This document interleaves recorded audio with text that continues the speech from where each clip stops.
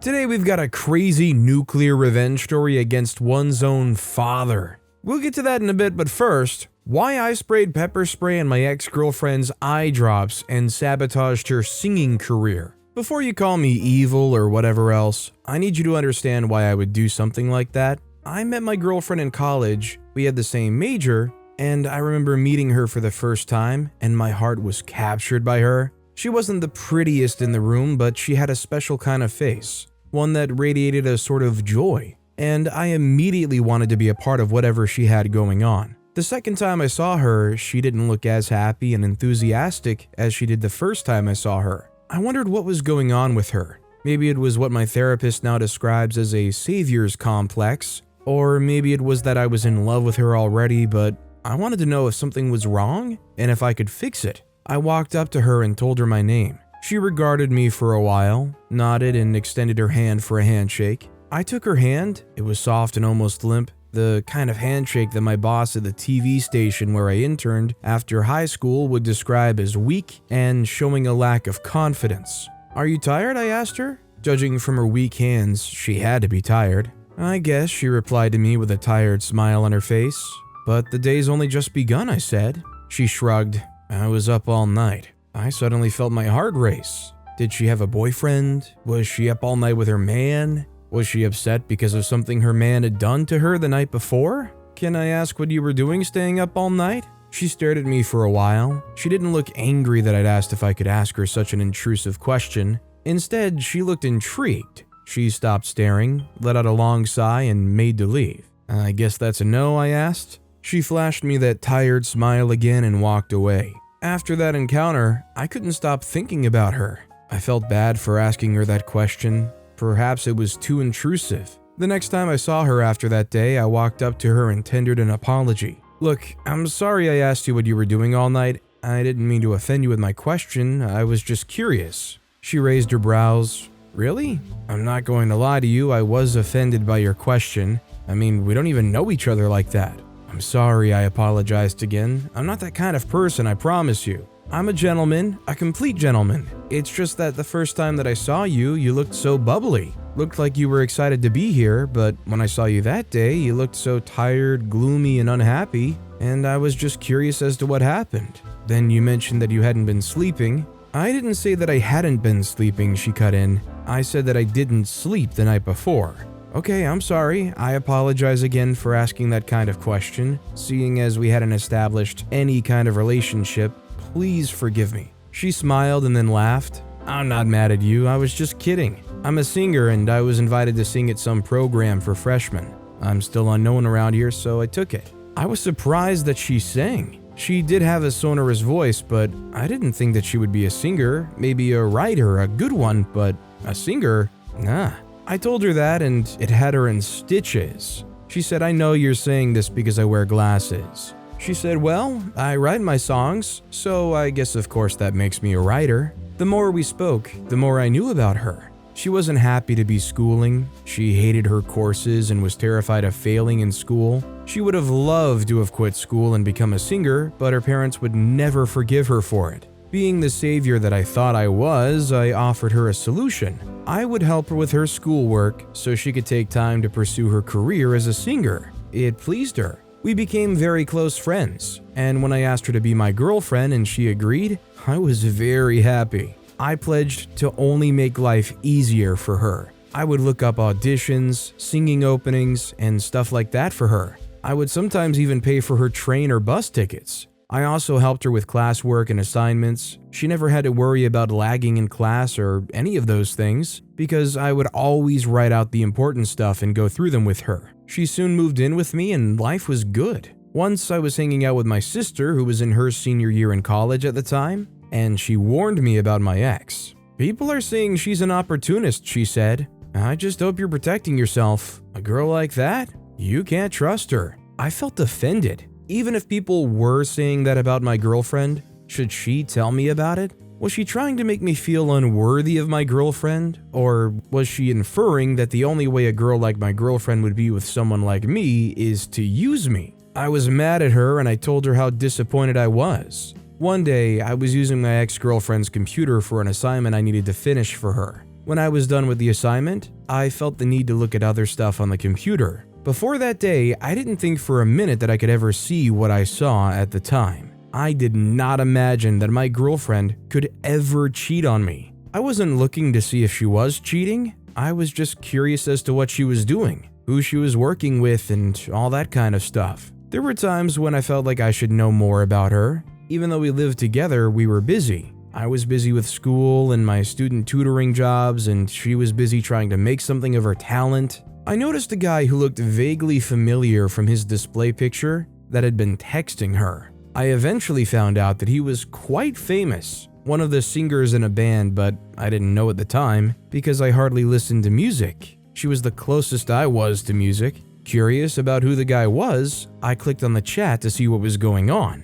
It turned out that what was going on was that my ex-girlfriend had been exchanging inappropriate pictures of herself with that person. I was heartbroken.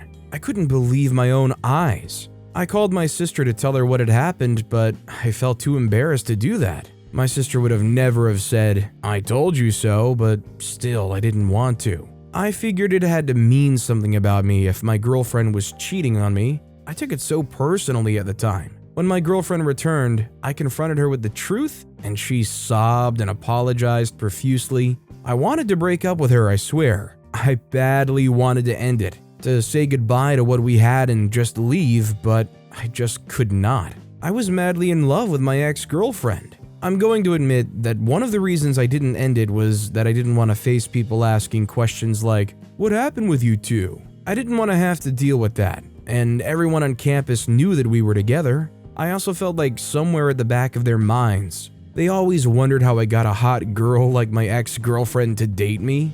Telling anyone she was cheating on me would make them think, "Oh, that's what's going on." I was too embarrassed about the whole thing, so I kept the situation to myself and never told anyone about it. I forgave her, but I soon realized that I could not forgive or forget what she had done. Especially when after I told her that I'd forgiven her, she just moved on from it. I think I expected a sort of continuous sobriety. Whenever we argued, I struggled to not bring up what she had done. Aside from my struggle, we were fine. For a month, we were more intentional about spending time together. As usual, I did her assignments and made summary notes for her to study. Everything was okay until one day, I noticed that the guy who I'd seen exchanging photos with her was calling her on her mobile. I was pissed. "Why is he calling you?" I asked. She said, "I don't know. Perhaps he has something to say to me.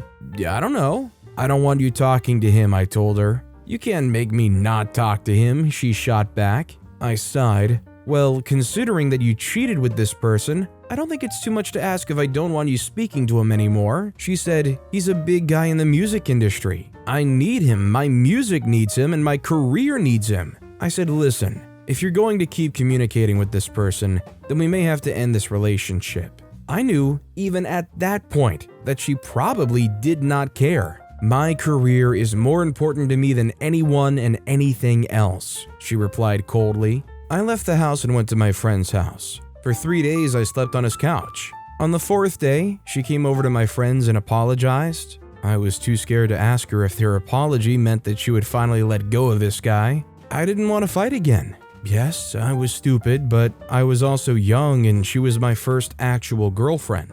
I never dated in high school because I was just never cool enough for the girls. Things were going okay with our relationship again, until one day when my sister's friend told my sister that she had gone to a high-end restaurant with her dad and saw my girlfriend kissing someone. The guy my girlfriend was exchanging inappropriate photos with sang at that restaurant with his band.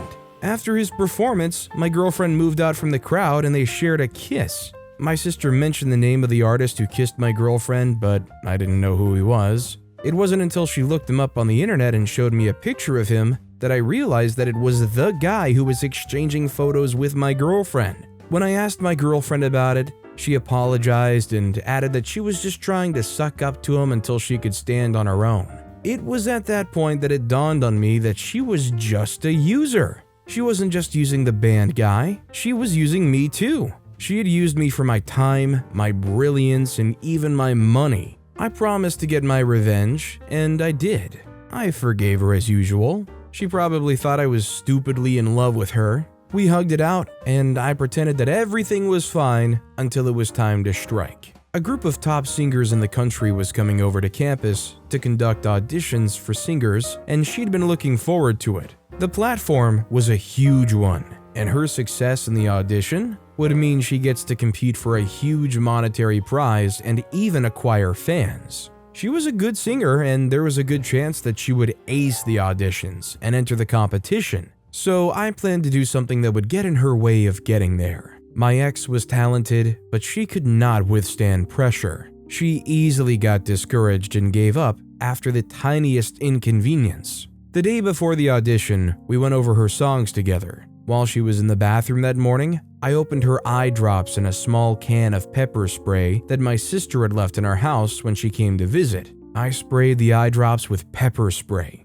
She uses her eye drops regularly, so I knew she would use them before leaving for the audition. I closed up the eye drops and left them on her table to watch her as she got dressed. When I saw that she was not using the eye drops, I reminded her to take her vitamins. She had some vitamin supplements she took to care for her eyes. She thanked me and walked up to the vanity while I smiled to myself. It was happening. To cut the long story short, she'd poured a drop of the sprayed eye drops into her left eye, and as soon as the liquid dropped in her eyes, she screamed. I pretended to care and drove her to the hospital after we tried rinsing her eyes with a generous amount of water. We were there all day while she yelled at and screamed at everybody. She cried about not being able to attend the audition. While she did all that, I looked for a place to dispose of the eye drops so that nothing would be traced to me. Her outbursts at the hospital were very characteristic of her. Whenever things didn't go in the direction she liked, she would throw a fit.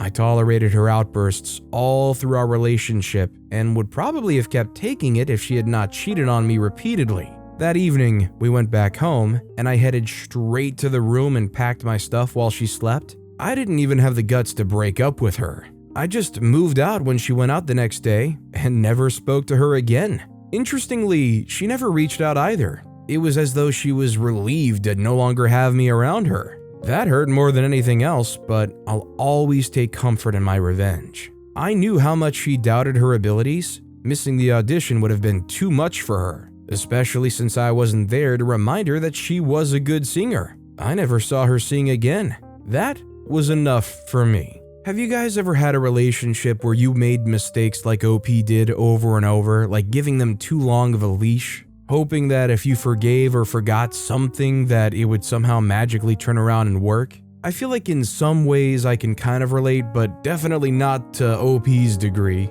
Also, what OP did here was pretty risky because, God forbid, you don't want to actually damage her eyes in any way. That said, our next story is, I hit my father where it hurt. More often than not, parents are seen as caring, compassionate, nurturing people. My father, however, was the complete opposite of that. My family was not a functional one to begin with, as my parents were never planning on getting married, and I just happened to be conceived because they both made the mistake of not using protection. My mother was a fervent Christian and insisted on keeping me. At first, my father was on board with the whole idea, but then the moment I was born, he seemed to instead do a whole 180 on the idea of keeping me, and instead wanted absolutely nothing to do with me. My mom was upset when he decided that he would instead not provide for me or my mother in any way at all, but she was fine with that. It wasn't until her friend, who was a social worker, insisted she sued my dad to compel him to pay for child support that she decided to do that.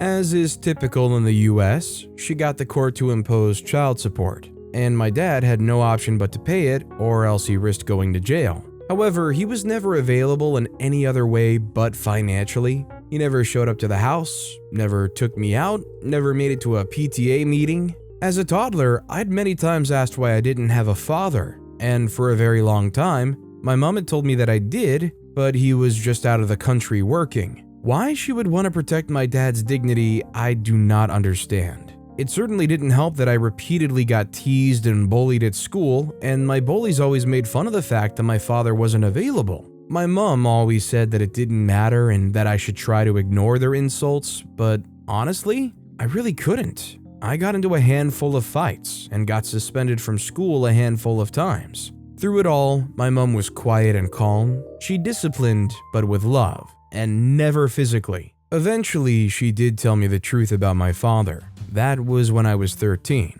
By that time, I had started to suspect that he was just a deadbeat. The overseas stuff was pretty easy to see through. With the true knowledge of who my father was and where he was, I tried to reconnect with him. It was disastrous. He not only refused to see me, his own son, but he went as far as to call the police on me, saying that he was being stalked by someone he did not know when I showed up to his house repeatedly. I decided to try a different approach. I got his email address online, I couldn't find his number, and sent dozens of emails asking to see him. I pleaded and begged and even went as far as saying that I didn't mind if he just watched me through a glass and didn't say a word. I never received a response. As days turned into weeks and weeks turned into months, the hopes of having my father in my life dwindled. And soon, I'd given up all hope of ever reconnecting with him. When I turned 14, things started to change for my mom and I in a massive way. My school had a play, and I was in it. I acted my heart out, and my hard work did not go unrecognized. Apparently, there had been a casting director at the play. She wasn't on the clock, though. She was just the mother of one of the students. Somehow, my acting had impressed her so much that she insisted on seeing my mom and I after the play. Turns out that she was a part of a movie project for one of America's big media houses, and there was a character that she thought I would be just perfect to play the role of.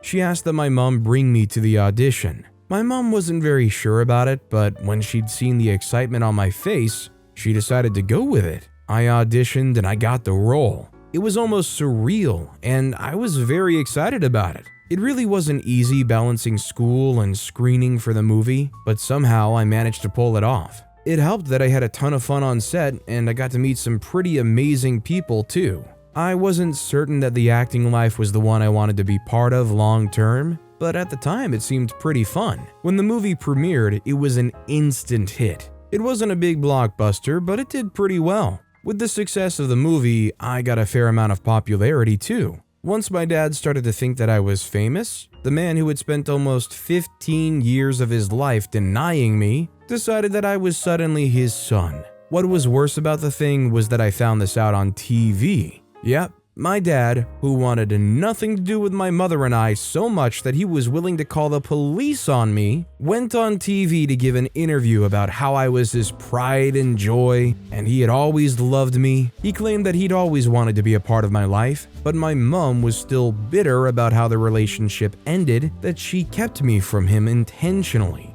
The whole thing was so absurd, I wanted to publicly shame him. Again though, my mother advised me against it. She claimed that silence was the best thing to give, and she was not willing to roll in the mud with the pigs, so I carried on with life like usual. My mom was a pretty good manager, and while she didn't want me to become a child actor, she took the advantage of my little fame to get me a few deals that paid relatively well without affecting my academics too much. To her, school was the most important asset to have, and she was not willing to risk it for anything in the world. I agreed with her and I continued to work on school. Ignoring my father did not work at all. He continued to give interview after interview, and soon, many fans were asking that I give a response. Some even went as far as saying that my mother was an awful woman for keeping me away from my dad. Eventually, I had to do something about it, so I secretly agreed to a talk show segment at one of the local TV stations one weekend.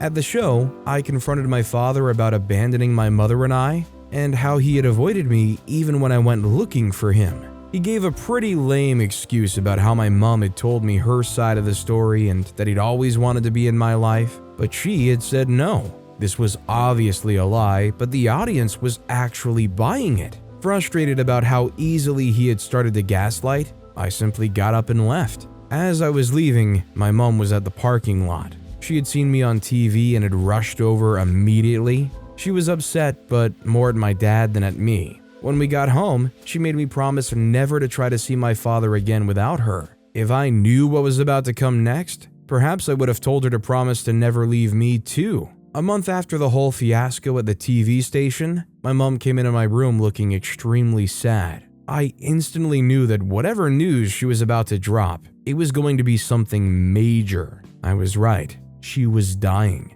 Stage 4 cancer. I broke down. Between sobs, I asked how long she had known, but she didn't answer. She promised that she would take care of me for as long as possible and try everything possible to get better. She wanted to let me know what was up and what the plans were. Plan A? Get treated and get better. Plan B? In the event that she couldn't get better, she had saved a lot, including most of my earnings, in the bank. It was enough to get me through college and be comfortable for a while. She had fully paid for the house, so I had no mortgage to worry about.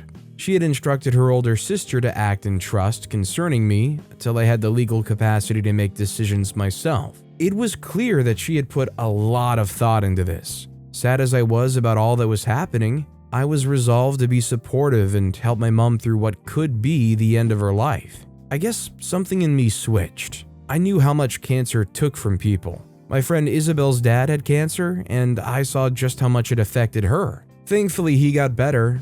With any luck, my mother would too. I took up more responsibility around the house, and I was at her oncologist's, a very kind and understanding woman who always got me gummy bears, at least once a week, without her knowledge of course, to get updates. As was expected, over the next few weeks, my mother started to become a shell of herself. Between experimental treatments and cancer, I watched her deteriorate. Most nights I cried myself to sleep, and I prayed to any and every deity to keep my mom alive. Eventually, she had to be moved to the hospital and admitted full-time for treatments. It was at this time that my father decided to pounce. He sued for custody, claiming that my mother was unable to adequately take care of me, and as my father, he was the most appropriate person to take care of me. My auntie, who lived in the next state, had to be forced to fight my father in court. It was extremely upsetting, capitalizing on my mother's ill health to try to get me. I wondered why he decided that now was the time he wanted me, and that question was answered very soon. One day after he showed up to my school and said he wanted to speak with me, he started talking about how he was proud of me and he couldn't wait for me to start acting again with him as my manager. He said we'd make a lot of money and he'd give me as much freedom as possible. I could leave school and start acting full-time. In fact, there was a role he wanted me to audition for soon, if I wanted. I was repulsed by all he said. The fact that he didn't even talk about me or my mom's welfare. My mother was fighting for her life and he didn't even care about her. All he saw when he looked at me was a cash cow. Thank goodness I had the common sense to record everything he said. I figured the recording could help sway the case in my aunt's favor, but that didn't seem enough. I had to hit him in a way that he knew never to mess with me again. I needed to ensure that his plans were rubbished. One day, I called to tell him I was interested in his plans for my future. I would testify in court that I wanted to stay with him and all that. I also wanted to audition for the role he told me about, if he was fine with that. I could hear the excitement in his voice when he laughed and said that was fine by him. Later that day, he sent me a script with the lines I was to act out. He told me to make sure I was diligent with learning my lines and that he'd come pick me up in 2 days for the audition. He picked me up from my mom's house, I hadn't moved out yet, and took me to the studio. On the way, he talked non-stop about how he'd put everything on the line, selling me to his friend who had told him about the audition. He said it was all riding on this. If I messed up, it would take forever before I saw a big chance like this. He was obviously lying about this, but I let him keep talking. When it was my turn to audition, I walked right up to the stage, looked my dad in the eye, and I gave the performance of a lifetime. Just perhaps not the kind of performance my dad was hoping for. I talked about how my father was a no-good deadbeat whose idea of gathering was profiteering off his son. By the time security came to escort me out, I'd made enough of a scene to know that I certainly did not get the part. My dad was gone by the time I got out. I had to hail a taxi back home. Phase 1 complete. Phase 2 was, of course, giving the recording of my father to the lawyer to make a point about my father being unfit to have custody of me. I can only imagine the look on his face when he heard it. Unfortunately, though, I never saw. What I do know is that the court ruled in favor of my aunt, and I moved in with her immediately. I didn't have to spend long with her though, as my mom started to respond positively to a new treatment the doctors were trying. And after a few surgeries and procedures, she was in remission. Soon, she was healthy enough to leave the hospital, and I moved back home. Her getting better made every ache and stress worth it. I had my mom back, and nothing and nobody was going to separate us again. I'd made sure of that with my life. My mom and I have lived together peacefully since then, and after the court case, I literally have never heard or seen my father again. And I quite honestly wouldn't have it any other way. So there it is, the story about how I hurt my deadbeat father. Every single person I've told this story to has agreed that I did what I had to, and they would have done the same if they were in my shoes. I hope you agree too. I think this is more than fair what OP did here. I'm glad that apparently they could use that evidence that OP recorded in whatever court or proceedings. And thankfully, when you're over a certain age, like I'm assuming OP was 15 or 16 here, courts do heavily take into consideration what the kid wants. Even if the entire TV audience doesn't believe you, the whole community doesn't believe you, if you tell the courts, hey, I really don't want anything to do with my father, they're probably going to heavily factor that. But with that being said, that's all the time we have for today. Now, if you want to hear another crazy revenge story, check out that video on the left. Or if you missed my latest video, check out that video on the right. That said, I'll see you all next time with some more stories.